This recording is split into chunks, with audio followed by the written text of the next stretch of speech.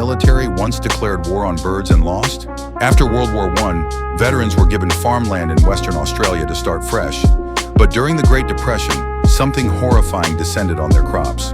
20,000 massive emus, standing 6 feet tall, swarmed the outback like a feathered army.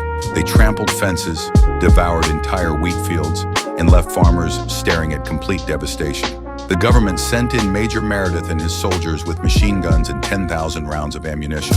They expected an easy slaughter. Instead, they discovered something terrifying. The emus weren't just birds. They were tactical geniuses. The creatures scattered into small groups, zigzagging through gunfire like they understood military strategy. Major Meredith himself admitted his enemy could face machine guns with the invulnerability of tanks. After firing thousands of bullets and killing barely any birds, the military retreated in complete humiliation. The emus had won. They continued destroying crops for months, proving that sometimes nature's horror isn't supernatural. Sometimes it's just 20,000 6-foot-tall birds with the intelligence to outsmart human warfare.